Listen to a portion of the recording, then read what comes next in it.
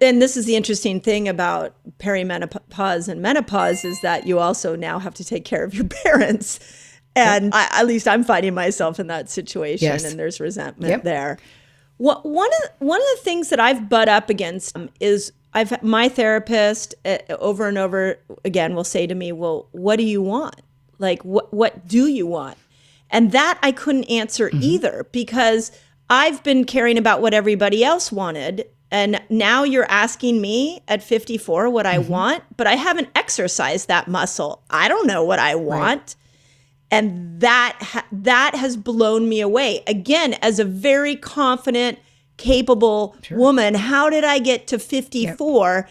And I can't even tell you like what I want, because I have always had to tell you what I wanted through the lens of what you wanted first. But what's so interesting, though, Mindy, you're not alone in this, but what you want, I would say to my clients, I know what they want and I know what you want, but it's not for us. We want peace in the valley. We want harmony. We want the people we love to thrive. We want everyone to be healthy. Yeah. We want everyone to be well. We don't want there to be any problems. Like, we want peace. But what we don't realize is that real peace only comes from really taking care of ourselves, right? Like, so much of the time I don't want to make a mountain out of a molehill. It's not a big deal, right? We're also, so let's look at the relationship issues that come from being an HFC. Well, hyper-independence is one of the characteristics of being a high-functioning codependent, where we just know how to do it. We're good. We don't need your help. It's okay. Thank you for trying. I mean, I can't even let I used to not be able to let the cab driver put my friggin' bag in the back of the cab. Like, I'd be like, I got it, buddy. It's sitting there. It's okay. Don't worry. Like, we are the I got it people. There's difficulty for us to be vulnerable to people in our lives. When things are positive, it's easy to be like, I love you and all that. But to be vulnerable, the truth of when we don't know, or when we're in pain, or when we could use help or support or whatever it is, there is such a need to be in control that it makes real vulnerability very difficult. Yeah. You have the over and under functioning dynamic that we already talked about that creates a lot of resentment. And then you have the emotional labor, where we're just doing all the things and all the places. Like, it's not just the ship of the family life that we keep going, and just the house and the what does the toilet paper replace itself? No, it does not. Just making sure we've thought of all the things. But it's more than that. It's who keeps track of the birthdays, who's keeping track of who's keeping up with the social life, who keeps in touch with the extended family, so much of the time it's us doing all of those things.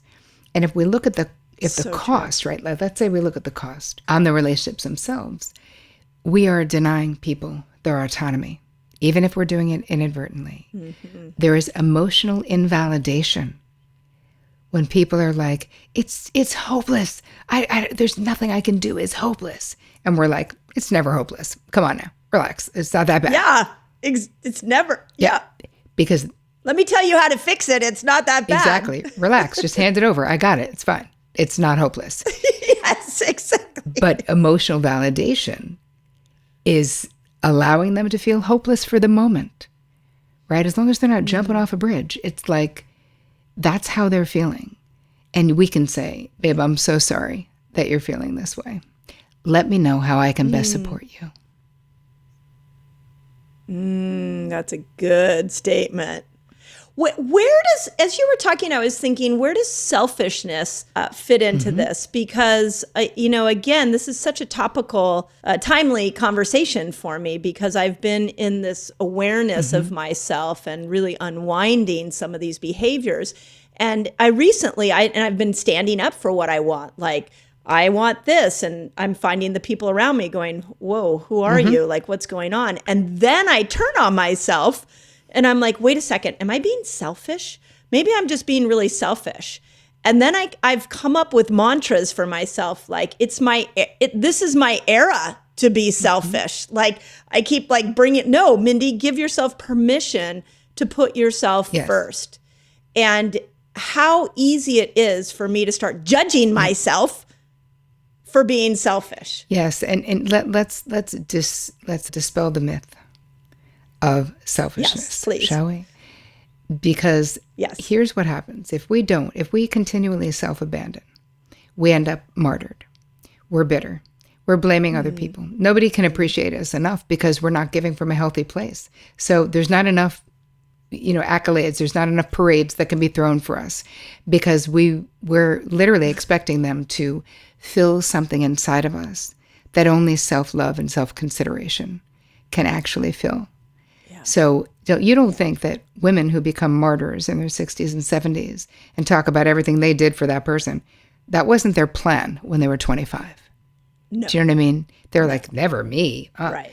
But to not become that, we have to take radical responsibility for our own happiness, our wants, our needs, our desires. I talk about your boundaries in the way of your preferences, your desires, your limits, and your deal breakers, your non-negotiables.